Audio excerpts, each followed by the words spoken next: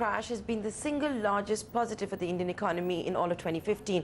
A manageable current account deficit, growing forex reserves, a stable rupee, strong growth in indirect taxes, fuel subsidy reforms, and to an extent lower inflation. All of these are the direct fallout of the sharp fall in crude oil prices. But despite these huge positives, the growth story of India has not lived up to the expectations. As 2015 draws to a close, growth forecast for the fiscal has been cut by 1%. Sapna brings us a wrap-up of 2015 and tells us what the challenges may be in 2016.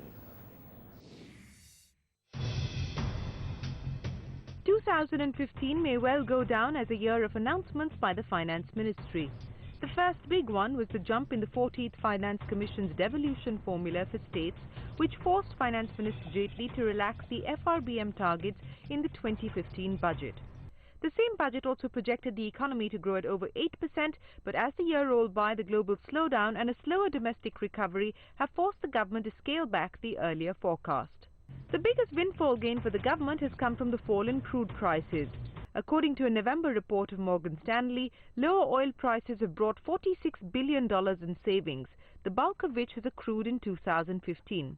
For instance, India's net oil bill has reduced by 1.8% of GDP just this year, while fuel subsidies are expected to fall to 0.2% of GDP next year.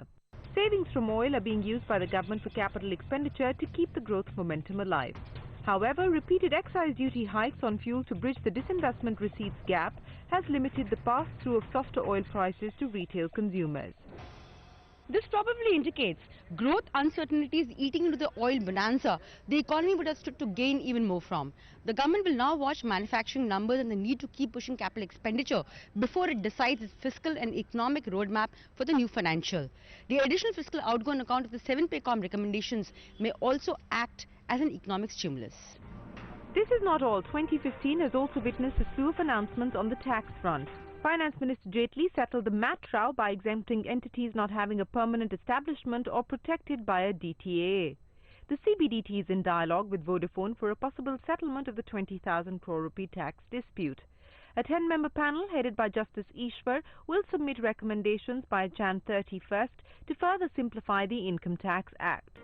The Black Money Act is now in place, even though declarations under the one-time compliance window were disappointing.